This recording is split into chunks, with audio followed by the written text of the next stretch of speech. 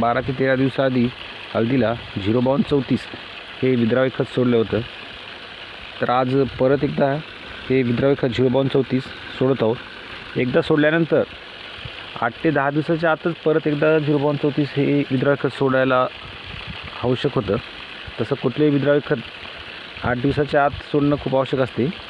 पण मधात हरभरा पेरणी झाली, परत गहू पेरला, त्यांना पाणी देण्याचं काम असल्यामुळे हे हळदीला विद्राव्य खत सोडायला तेवढा वेळ मिळाला नाही.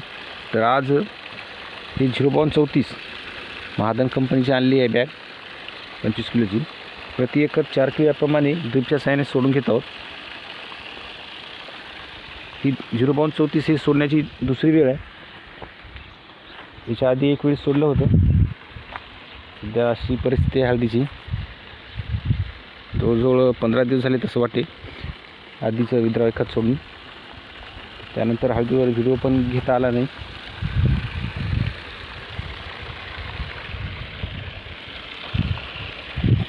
विद्राव्य खत सोडण्याआधी थोडं 15 मिनटं आधी चालू करून ठेवली होती. सध्या अशी परिस्थिती आहे. आता हळदीचा कलर पिवळा पडायला सुरुवात झाली आहे. करपा पण थोडा थोडा वाढत आहे धुळीचं प्रमाण खूप असल्यामुळे. आणि तसंही आता हळदीचं वय परिपक्वतेकडे जात असल्यामुळे पिवळेपणाचा किंवा करप्याचा तेवढा परिणाम होत नाही. मागं 5-6 दिवसाआधी शेतात आलो होतो तेव्हा एक जागेवरची हळद उपटून खाली होती. अशा प्रकारचा लाग आहे.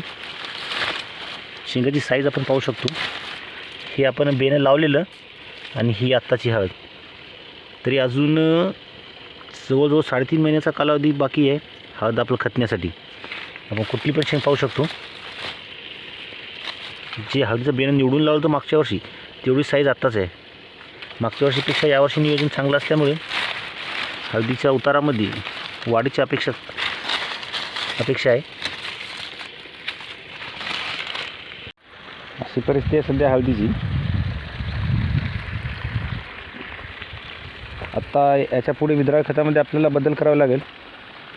कोणाची जूनच्या पहिल्या आठवड्यातली जर का हळद लागवड असेल तर त्यांनी युरिया पोटॅशियम आपण सोडू शकतो किंवा 13-0-45 या विद्राव्य खताचा वापर करायचा. त्यानंतर या महिन्याच्या शेवटी किंवा जानेवारी महिन्याच्या पहिल्या आठवड्यात पाणी बंद करण्याच्या 1 महिन्या अगोदर आम्ही हळद खताच्या 1 महिन्याआधी पाणी बंद करतो. तेव्हा प्रति एकर कमीत कमी 2 वेळेस तरी पोटॅशियम शोनाईट, त्यामध्ये पोटॅश आणि सल्फर हे 2 घटक असतील. हे घटक असलेले विद्राव्य खत एकरी 10 किलो म्हणजे एका वेळेस 5 किलो याप्रमाणे निदान 2 वेळेस तरी सोडून घ्यावे.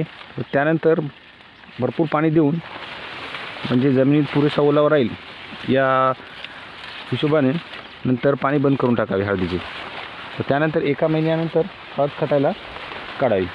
याचा आपल्याला खूप चांगल्या प्रकारे रिझल्ट मिळेल. धन्यवाद.